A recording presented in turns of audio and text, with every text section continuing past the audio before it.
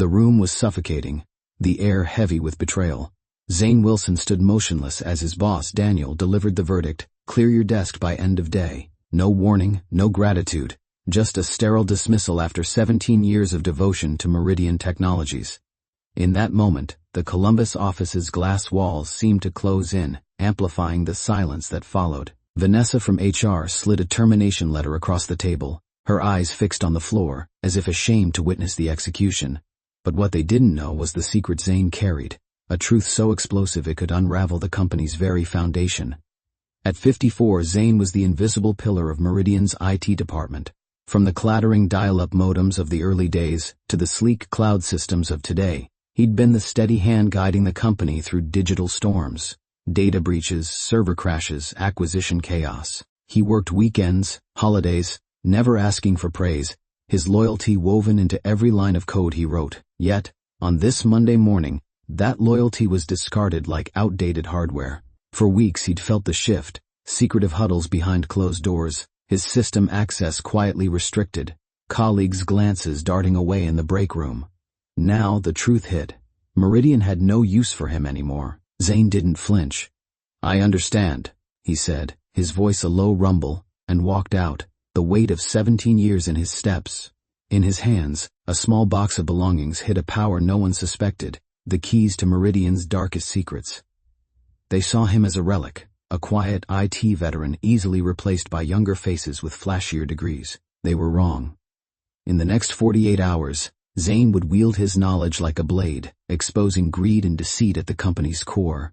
What drives a man, cast aside after a lifetime of service, to turn silence into a weapon that could rewrite his legacy? The office was a maze of glass and steel, but Zane Wilson carved out his own quiet corner. At 54, he was a man of understated presence, salt and pepper hair framing a face lined with focus, eyes sharp yet guarded, as if always scanning for the next system error. As senior systems analyst at Meridian Technologies in Columbus, Ohio, Zane wasn't one for grand gestures. His desk, cluttered with sticky notes, a stubborn cactus, and a framed photo of his wife, Andrea, and daughter, Olivia, told his story better than words.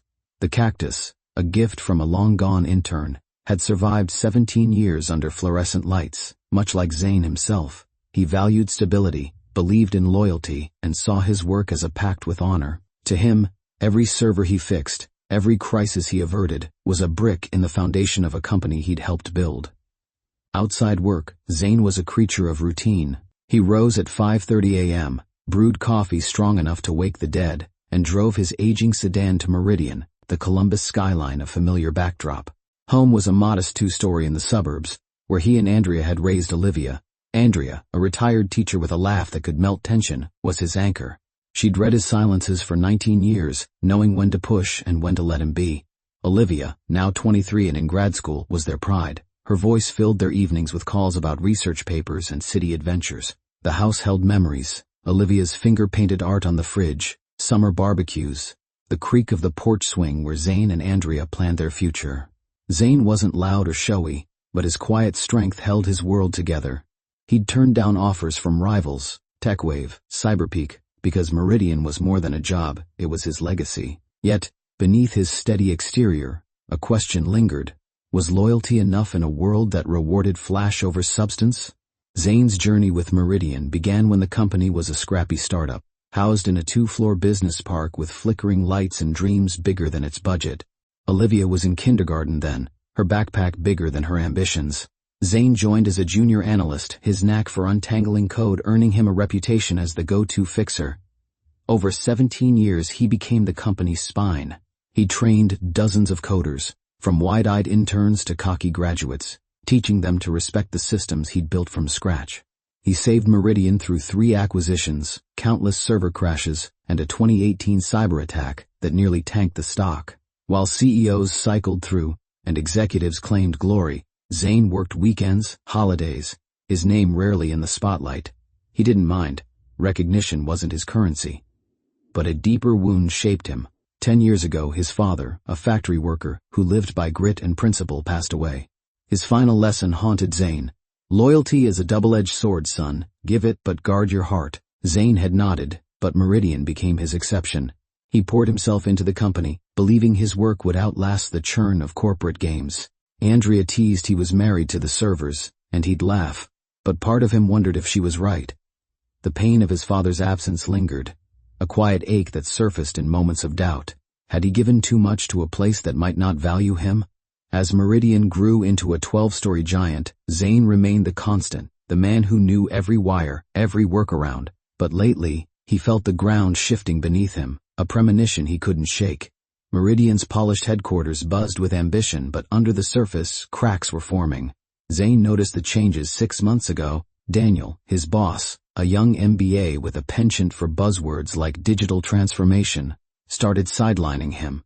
Meetings about system upgrades excluded Zane, despite his decades of expertise. Emails he'd once led now went to younger coders, their confidence outpacing their skill. Then came Jason Phillips, a consultant with a Stanford degree and a handshake that felt like a sales pitch. Phillips and Daniel huddled in glass-walled rooms, their voices dropping when Zane passed. Access to critical systems, once Zane's domain, was quietly restricted, each change a pinprick to his pride.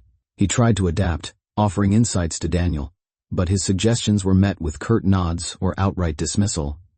"We're future-proofing," Daniel would say, eyes sliding past him. Zane saw the writing on the wall but clung to his father's creed: do the work, stay true. Colleagues like Stephen, a nervous analyst Zane mentored, still sought his advice, but even they grew distant, caught in the corporate tide. Bethany from marketing, always quick with a smile, hinted at rumors of a restructure, her words heavy with unspoken worry. Zane brushed it off, but the unease grew. A company-wide memo, slipped to him by a sympathetic assistant, outlined an IT overhaul led by Phillips, with no mention of Zane's role. The betrayal hadn't yet struck, but its shadow loomed, a storm gathering on the horizon. Zane drove home each night, Andrea's warmth a refuge, but the question gnawed: had he built his life on a foundation that was about to crumble? The clock on the wall ticked past 9 a.m., its steady rhythm a cruel contrast to the chaos about to unfold. Zane Wilson stepped into Daniel's office, the glass door closing with a soft thud behind him. The room was stark, all polished surfaces and sharp edges, the Columbus skyline visible through a wide window. Daniel sat at his desk, his face an unreadable mask, fingers hovering over a laptop. Vanessa from HR perched on a chair, clutching a manila folder, her knuckles white. No one spoke at first, the silence heavy with intent. Then Daniel looked up, his voice flat, rehearsed. "Zane, after 17 years, we're eliminating your position. Clear your desk by end of day." The words sliced through the air, precise and brutal like a surgeon's scalpel. Zane stood rooted, his breath catching for a split second before he forced it steady. Vanessa slid a termination letter across the table, her eyes fixed on the paper, avoiding his gaze. The letter's edges curled slightly, as if reluctant to bear witness. Zane's mind raced, fragments of the past 17 years flashing like a broken reel. Nights spent debugging servers, training interns, saving Meridian from collapse. All reduced to this moment. He'd sensed the shift for weeks.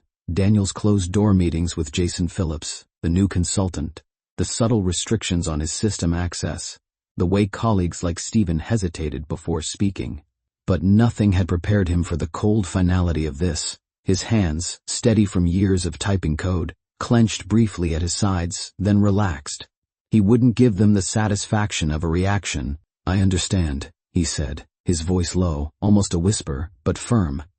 Daniel's eyes flickered, perhaps expecting protest, but Zane turned, his footsteps deliberate, and walked out. The door's soft click behind him felt like the closing of a chapter, the end of a life he'd built brick by brick. Back at his desk, the open-plan office buzzed with the usual hum, keyboards clacking, phones chirping, but it all faded to a dull roar in Zane's ears. He felt the weight of eyes on him, colleagues sensing the shift like animals before a storm. Stephen, the young analyst Zane had mentored, stared from across the room, his face pale, then quickly turned back to his screen. Emily, a coder Zane had trained 2 years ago, whispered something to a neighbor, her glance darting toward him. The news was spreading, a wildfire no one could contain. Zane sat, his chair creaking under him, and began to pack. His hands moved methodically, each item a wound. The framed photo of Andrea and Olivia, taken at a lake 5 summers ago, went into the box first, their smiles a reminder of what he still had. Olivia's handmade coffee mug, painted with clumsy blue stars, followed, its weight grounding him.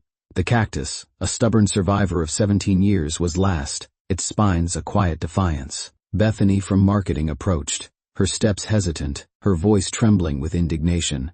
"Zane, this is wrong. You're the soul of this place. How can they do this?" Her eyes glistened, but Zane only shrugged, his lips curving into a faint, practiced smile. "Companies change, Bethany. It's fine." It wasn't fine. The lie tasted bitter, but he wouldn't let his pain spill out for all to see. Stephen lingered nearby, clutching a notebook, his mouth opening as if to speak, then closing. Zane met his gaze, nodding once, a silent command to stay out of it. Inside, Zane's mind was a battlefield, anger, hurt, and a cold resolve clashing. His father's voice echoed, "Loyalty can blind you." He'd ignored it, believing Meridian was his home. Now, he saw the truth. He'd been a tool, used until obsolete. Yet, in that pain, a spark ignited, a plan forming in the shadows of his silence. Zane carried his box through the office, the weight of 17 years pressing against his chest. The elevator ride down was silent, the hum of the motor a faint requiem. In the lobby, the security guard, Mike, gave him a sympathetic nod, but Zane kept his eyes forward, his face a mask of calm. Outside, the Columbus skyline loomed under a gray sky, its towers indifferent to his loss. He placed the box in his sedan's trunk, the thud of the lid like a gavel's strike. Sliding into the driver's seat, Zane paused, his hands gripping the wheel. His employee badge, renewed 16 times, lay on the passenger seat, its plastic surface catching the light. He traced its edge, each renewal a year of sacrifice.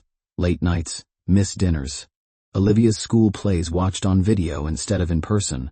Meridian had been his second family, its servers his silent confidants. Now it had spat him out. But Zane wasn't done. Beneath his steady breaths, a clock ticked, counting down to Wednesday. He knew things they didn't. System backdoors, audit logs, secrets buried in code only he could read. Starting the engine, he drove home, the city blurring past. Andrea would be waiting, her quiet strength his refuge. In his mind, the pieces of a counterstrike began to align, each one precise, deliberate, like lines of code in a program he'd spent 17 years perfecting. They thought they'd erased him. They were about to learn how wrong they were, and the reckoning would be as quiet and devastating as Zane himself. The morning after his dismissal, Zane Wilson sat in his home office, the silence of the house a stark contrast to the hum of Meridian's open-plan floor. The laptop screen cast a pale glow on his face, his coffee untouched, gone cold. At 54, he'd spent half his life solving problems, debugging code, recovering lost data, shielding Meridian technologies from collapse. Now he faced a new kind of puzzle, one that demanded every ounce of his skill and resolve.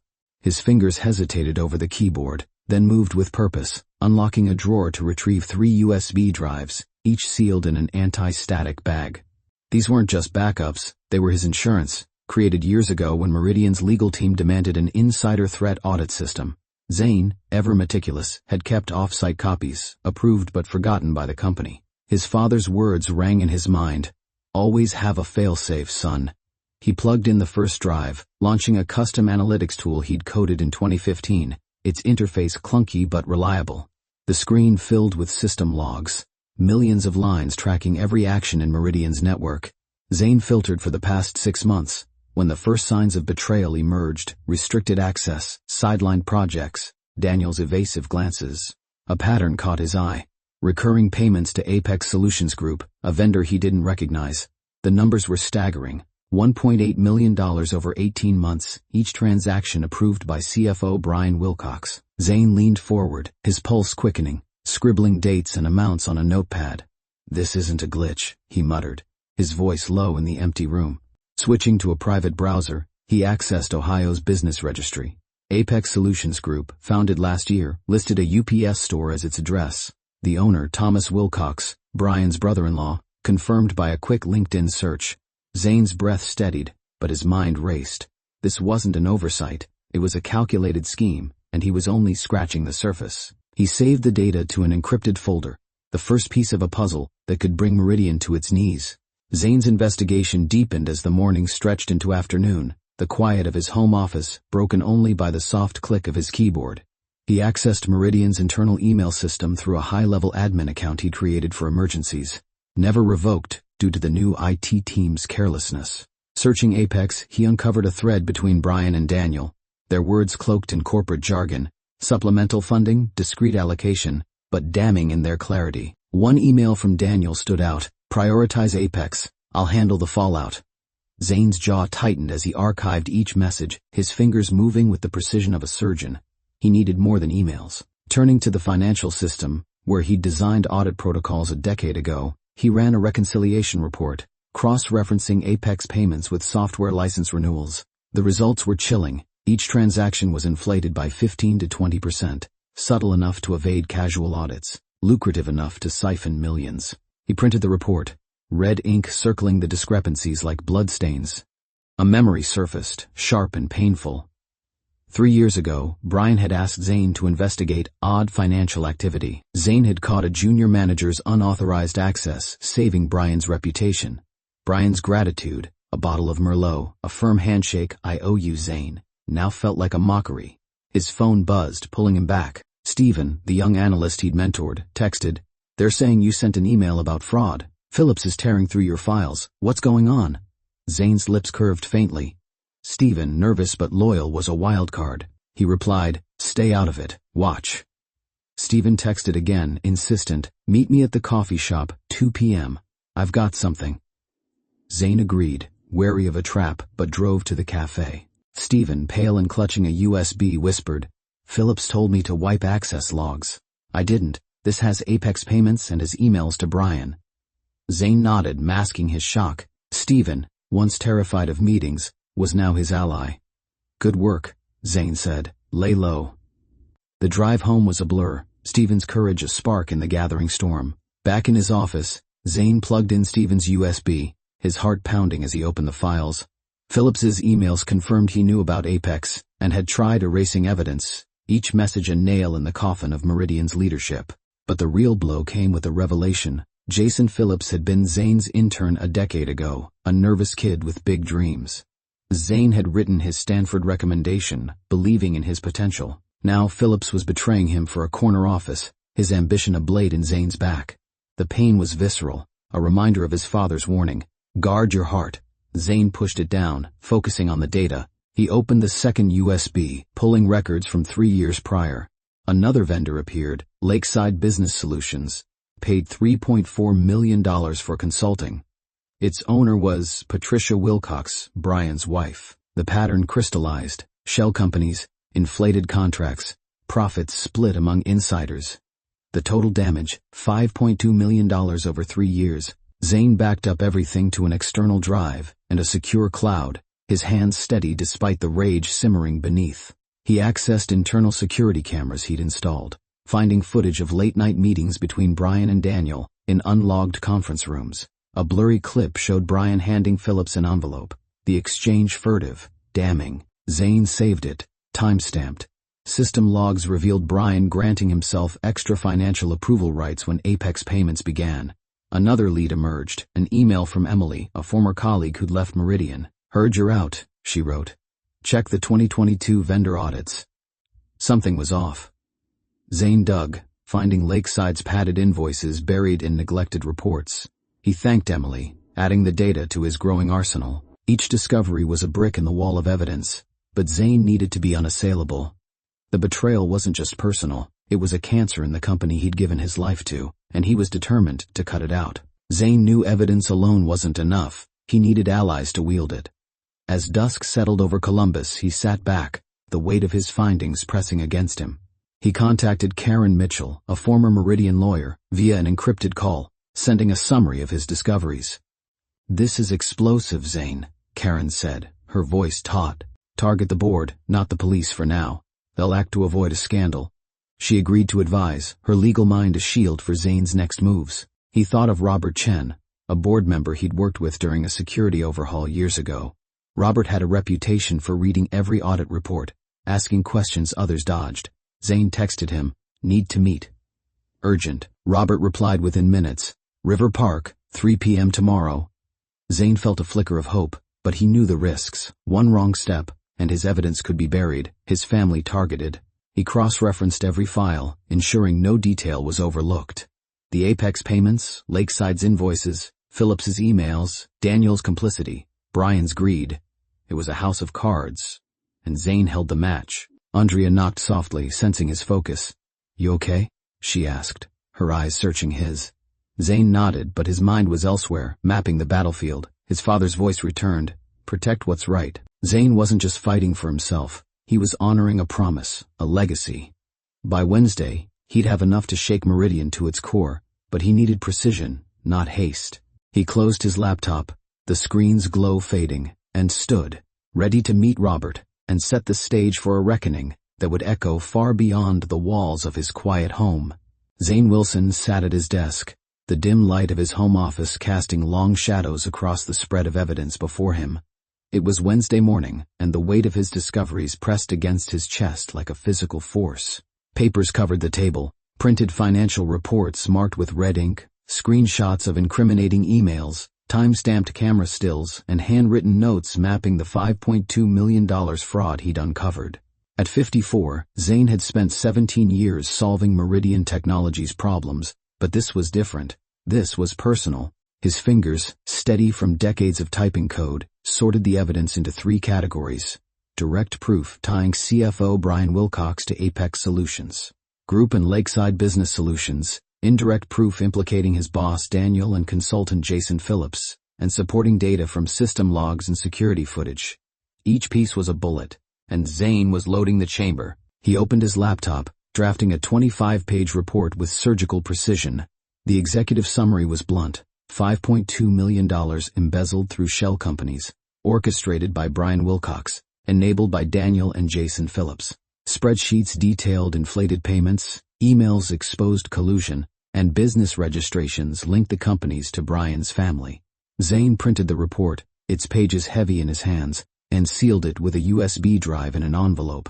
But evidence alone wouldn't suffice. He needed to strike first. Using a ghost email account he'd created years ago for security tests, Zane composed a message to Daniel, titled Financial Irregularities. Urgent review needed. The body was calculated. Apex Solutions Group payments, $1.8 million, show anomalies. Recommend immediate investigation. He omitted Lakeside and Brian's brother-in-law, baiting Daniel to panic. Routing the email through a proxy server to mask his location, Zane hit send at 9:15 a.m., his heart steady but his mind racing. By 9:45, his phone buzzed with Daniel's voicemail. "Zane, call me now. Your email's a problem." Zane didn't respond, logging the call as evidence of guilt. Vanessa from HR emailed, threatening legal action over a non-existent severance agreement. Zane archived it, his resolve hardening. The trap was set, and the first ripples of fear were spreading through Meridian's glass towers. The Columbus skyline glowed faintly through the afternoon haze as Zane drove to a park 3 miles from Meridian's headquarters, the sealed envelope on the passenger seat. He'd arranged to meet Robert Chen, a board member whose sharp questions during past audits had earned Zane's respect. Robert, semi-retired but still influential, was his best shot at reaching the board without tipping off Brian or Daniel. Zane parked near the river, the envelope's weight a reminder of the stakes. Robert arrived, his gray hair catching the sunlight, his eyes narrowing as Zane approached. "You look like a man with a bomb," Robert said, half-joking. Zane handed him the envelope. "This is it. $5.2 million stolen through fake vendors. Brian's behind it, with Daniel and Phillips covering tracks. I don't want my job back or money, just the truth out." Robert's expression darkened as he skimmed the summary, his fingers pausing over the names. "This is a bloodbath waiting to happen," he said. "The board's meeting Friday for financials. I'll get this to them." Zane nodded, but trust was a luxury he couldn't afford. "If it gets buried, I have copies," he said, his voice low. Robert met his gaze, understanding the unspoken threat. "It won't." Zane drove home, the meeting a step forward but not a guarantee. To protect himself, he prepared backups. He copied all data to an external drive, storing it in a bank-safe deposit box. Another copy went to a secure cloud server, encrypted with a key only he knew. A third USB was mailed to Karen Mitchell, his lawyer contact, with a note.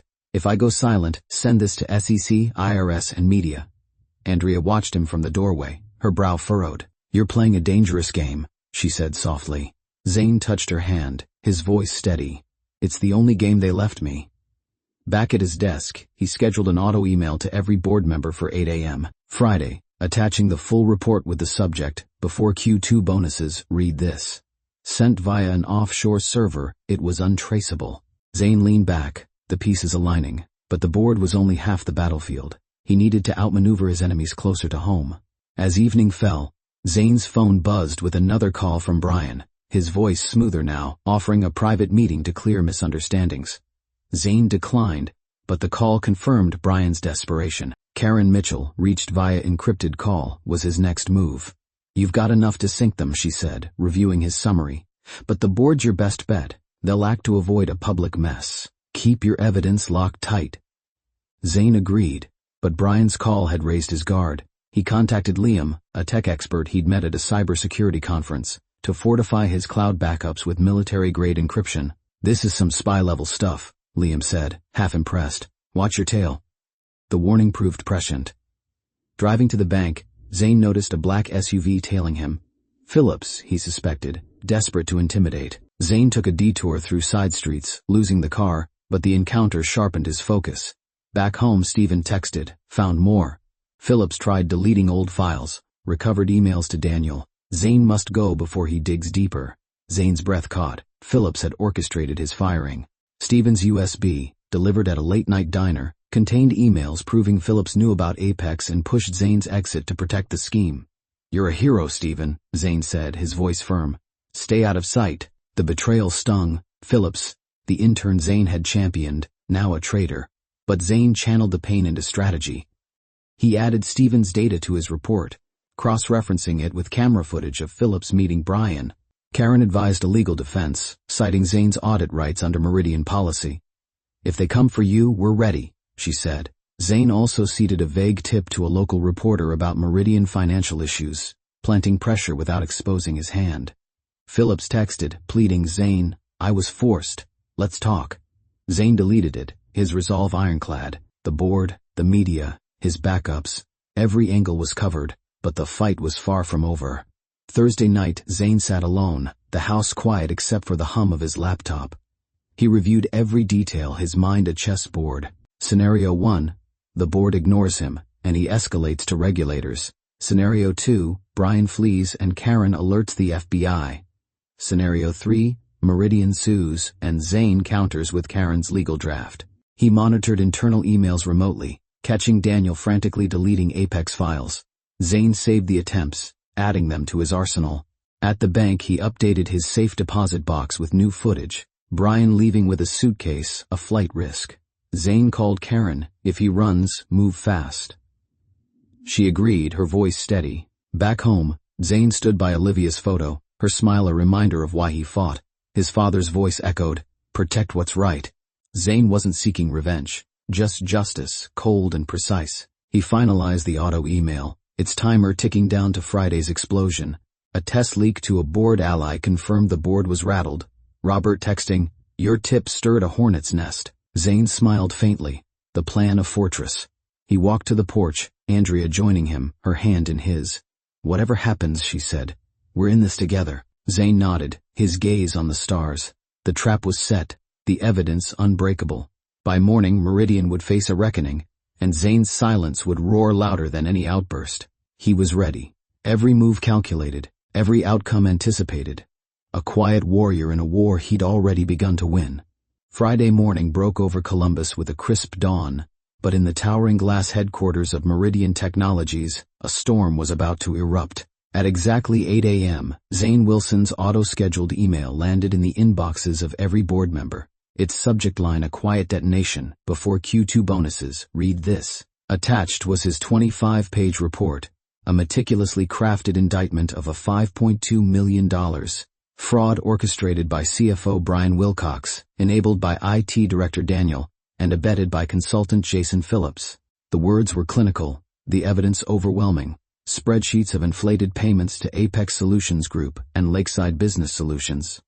Emails exposing collusion, business registrations linking the companies to Brian's family, security footage of clandestine meetings. In the boardroom, the air grew thick, as Robert Chen, his face grim, slapped a printed copy of Zane's report on the polished table. "We have a problem," he said, his voice cutting through the murmurs of the finance committee.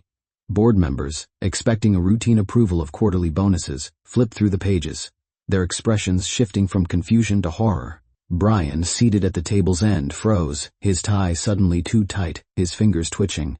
Daniel beside him paled, his eyes darting to the exit. Robert's gaze locked on them. "Explain this," he demanded, pointing to a highlighted email where Daniel instructed Brian to prioritize Apex. Brian stammered, his voice cracking. "This is a misunderstanding. I was under pressure." Daniel jumped in, his tone frantic. "I had no idea about Apex. This is fabricated." But the evidence was a noose. Access logs showed Brian granting himself financial approvals. Camera stills captured his late-night handoffs to Phillips, and Stevens' recovered emails confirmed Daniel's complicity. The room erupted in accusations, board members shouting over each other, their trust in leadership crumbling. Robert raised a hand, silencing them. "We ignored Zane Wilson, the one man who knew our systems inside out," he said, his words heavy with regret.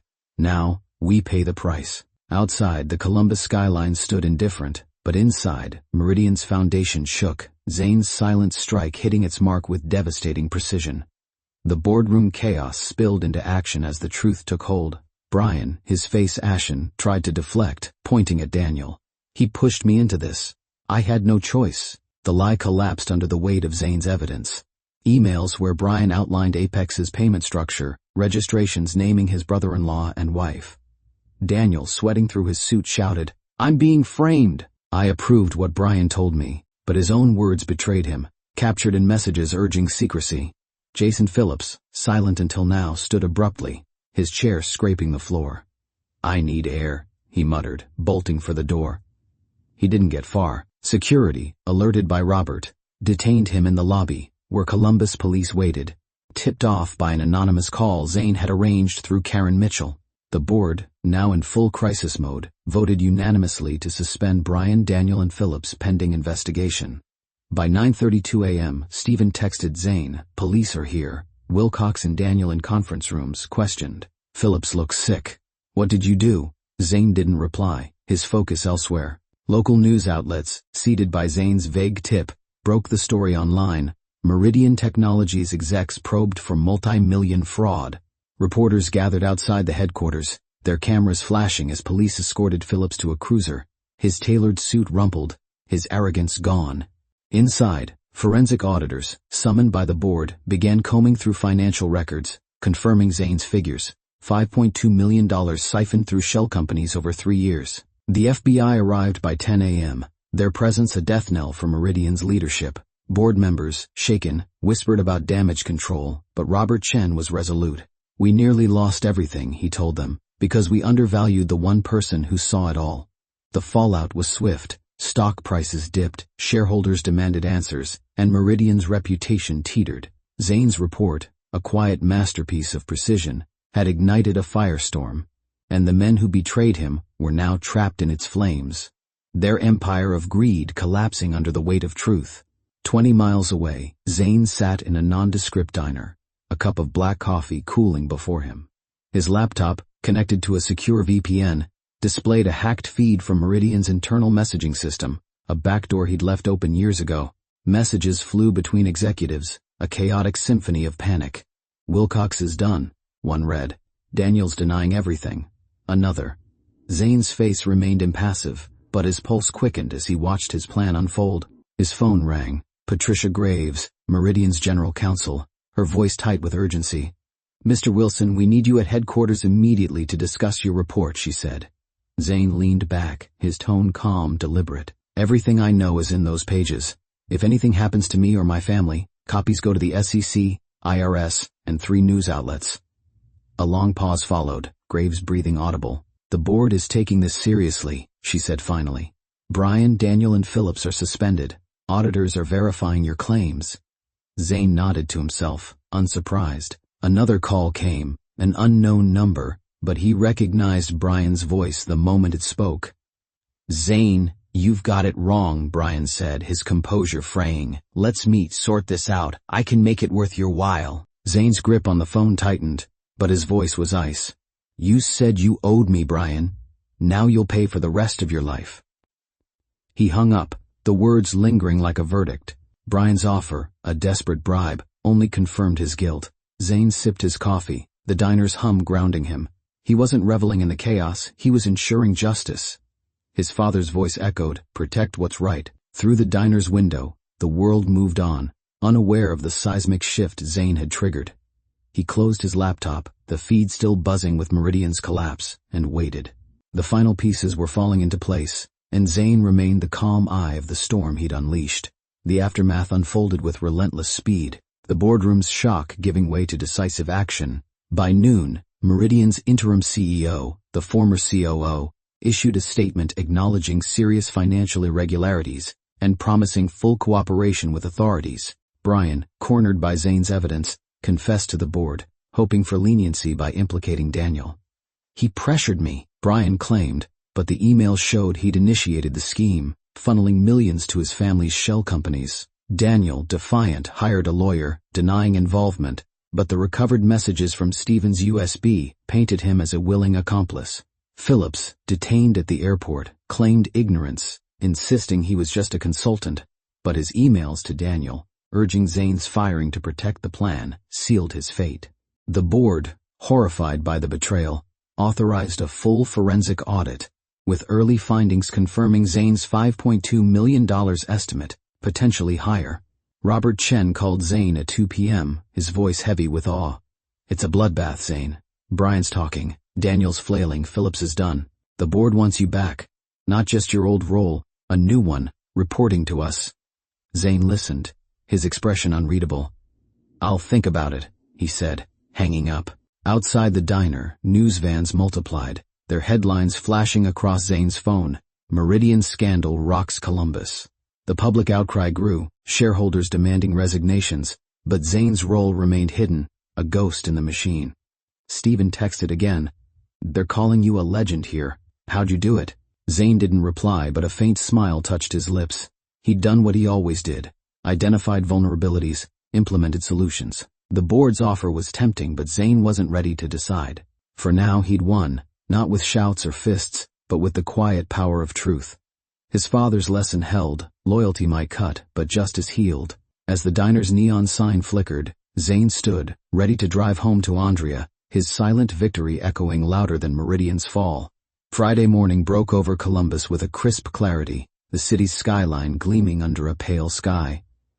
At 8 a.m., Zane Wilson's carefully timed email landed in the inboxes of every Meridian Technologies board member, its subject line a quiet detonation, before approving Q2 bonuses. "Read this." Attached was his 25-page report, a meticulously crafted indictment of a $5.2 million fraud orchestrated by CFO Brian Wilcox, enabled by IT Director Daniel, and abetted by consultant Jason Phillips. The document was a masterwork of evidence. Spreadsheets of inflated payments to Apex Solutions Group and Lakeside Business Solutions, emails exposing collusion, business registrations tying the companies to Brian's family, security footage of clandestine meetings, and access logs proving unauthorized financial approvals. Zane, 54, sat 20 miles away in a diner, his laptop open to a hacked company feed, watching the fallout unfold. In Meridian's 12th floor boardroom, the emergency finance meeting began with routine agenda items, until Robert Chen, the board member Zane had entrusted, slammed the printed report on the polished table. "We have a problem," Robert said, his voice cutting through the room's hum. Board members flipped through the pages, their faces paling as the numbers and names sank in. Brian Wilcox, seated at the table's head, froze, his coffee cup trembling in his hand. Daniel, across from him, shifted uncomfortably, his eyes darting to the door. Robert's gaze locked on Brian. "Explain this." $5.2 million siphoned through fake vendors, approved by you. Brian's mouth opened, but no words came. Daniel jumped in, his voice shrill. "This is nonsense. A disgruntled ex-employee's smear." Robert held up an email from Daniel to Brian, dated 6 months prior. "Push Apex through. I'll cover." The room fell silent, the air thick with shock. Board chair Ellen Harper, her face a mask of fury, demanded, "Is this true?" Brian stammered, "It's complicated. I was pressured." His words crumbled under the weight of Zane's evidence, each page a nail in his coffin. The boardroom, once a sanctuary of power, became a crucible, and Zane's truth was the fire. The unraveling was swift and merciless. Brian's composure shattered as Ellen pressed him, her voice like steel. "You approve payments to your brother-in-law's company. Explain that." Brian's face flushed, his hands gripping the table. It was a mistake, he choked. But the camera stills, Brian handing Phillips an envelope in a darkened conference room, silenced him. Daniel, desperate, pointed at Brian. He forced me. I didn't know the details. But Zane's report included Daniel's emails directing Apex prioritizations, his denials ringing hollow. Jason Phillips, seated quietly, tried to slip out, his polished facade cracking. I need to make a call, he muttered, but Robert blocked the door. You're not going anywhere. Phillips's eyes widened, realizing the trap. Outside, the Columbus police, tipped off by Robert's pre-meeting call to authorities, waited in the lobby, their presence a silent guarantor of justice. Local news vans gathered, alerted by Zane's anonymous tip about Meridian financial irregularities. Headlines flashed online. Meridian Technologies faces fraud probe. The board, reeling, called for an immediate audit, summoning forensic accountants to verify Zane's figures. Early estimates confirmed the $5.2 million, with whispers of deeper losses. Phillips, cornered, bolted for the stairwell, only to be apprehended by officers as he reached the parking garage. His Stanford pedigree, no shield against handcuffs. Brian, slumped in his chair, muttered, I can explain, but Ellen cut him off. You'll explain to the FBI. Daniel, pale and sweating, clutched his phone, texting furiously, until an officer confiscated it, revealing deleted messages Zane had already preserved. Robert addressed the board, his voice heavy. We nearly lost this company because we ignored the one man who knew its heart. The room's silence was deafening, Zane's absence louder than any presence. Outside, reporters clamored, their cameras capturing the chaos as Meridian's glass facade reflected a company on the brink. Zane sipped black coffee in the diner, his laptop screen flickering with Meridian's internal feed, a backdoor he'd built years ago for emergencies. The boardroom chaos played out in real time. Brian's collapse, Daniel's denials, Phillips' failed escape. Zane's face remained impassive, but inside, a quiet satisfaction bloomed. At 10:32 a.m. his phone rang. Patricia Graves, Meridian's general counsel. Zane, we need you here immediately, she said, her voice tight with urgency. Zane leaned back, his tone cold as steel. Everything I know is in that report.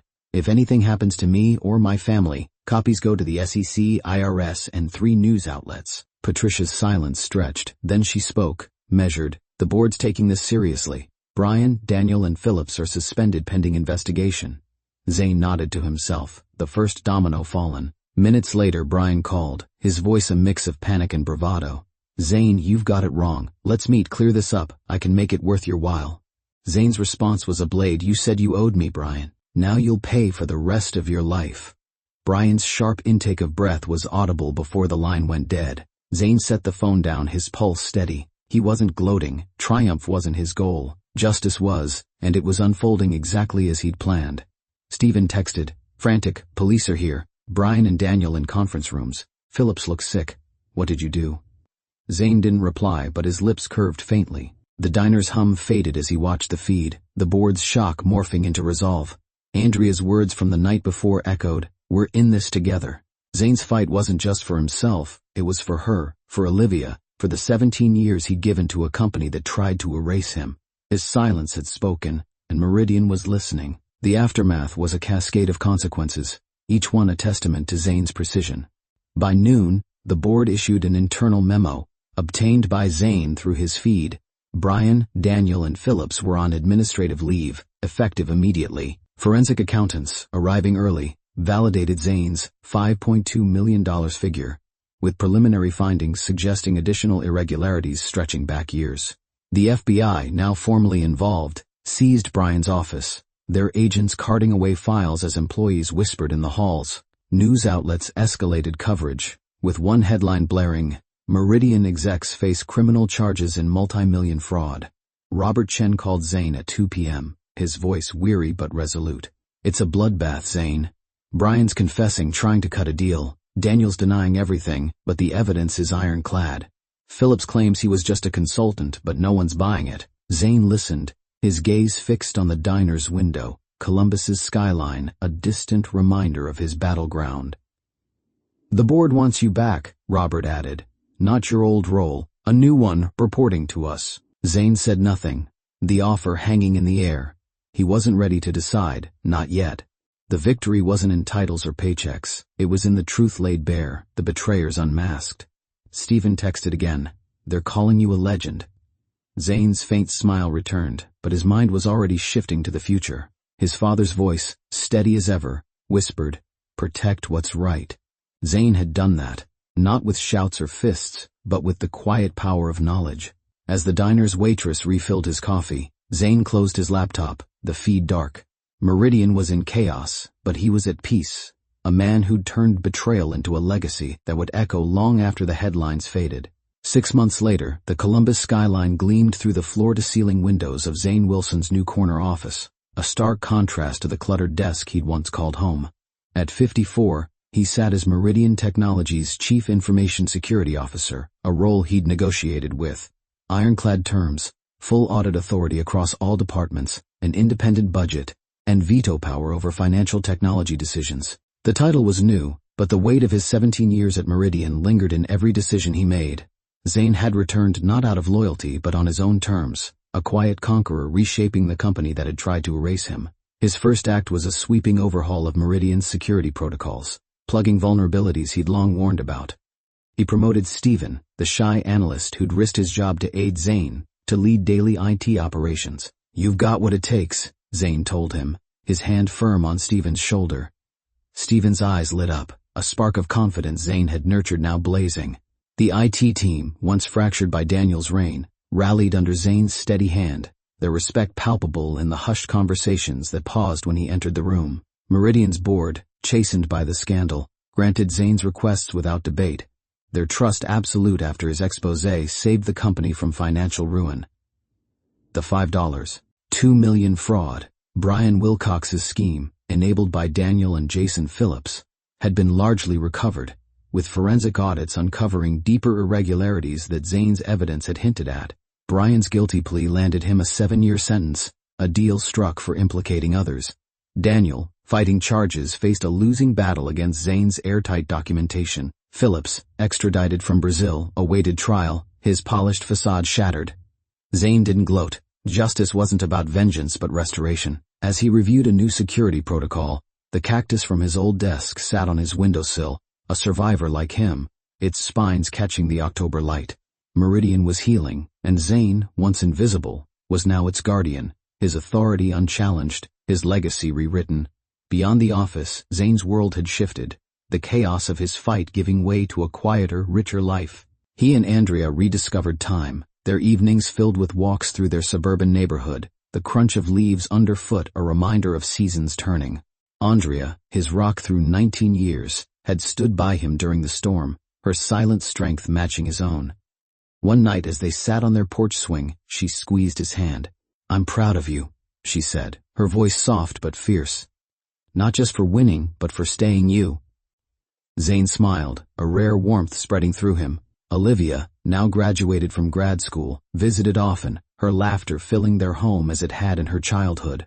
During one dinner, she raised a glass, her eyes shining, to Dad, who took down the bad guys without raising his voice. Zane chuckled, but her words struck deep. She saw him as a hero, not just a father.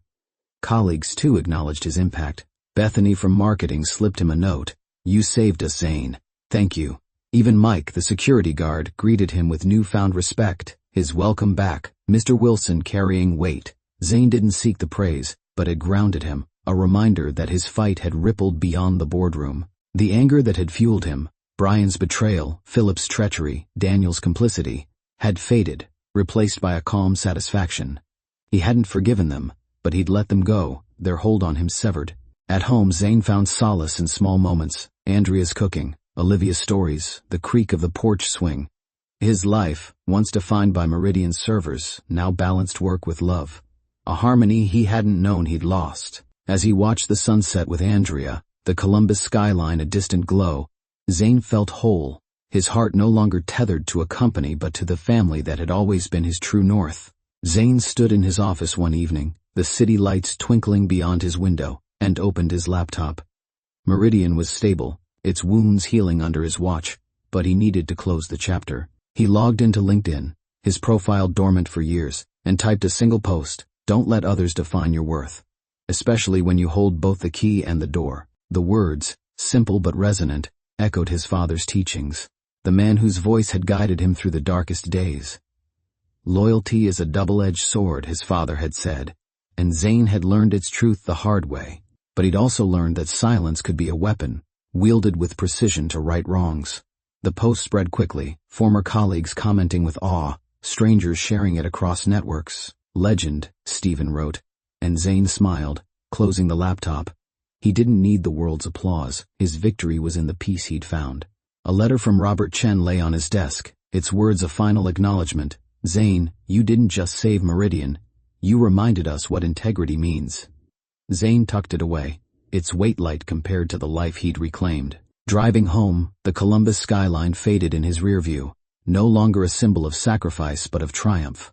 Andrea waited, the porch light glowing, and Olivia's car was in the drive, her visit a surprise. Zane stepped out, the cool air brushing his face, and felt his father's presence, a quiet approval. He'd protected what was right, not just for Meridian but for himself, his family, his legacy. As he walked toward the house, the stars above seemed brighter, and Zane knew, with unshakable certainty, that his silence had rewritten a story others thought was finished, leaving a mark that would endure.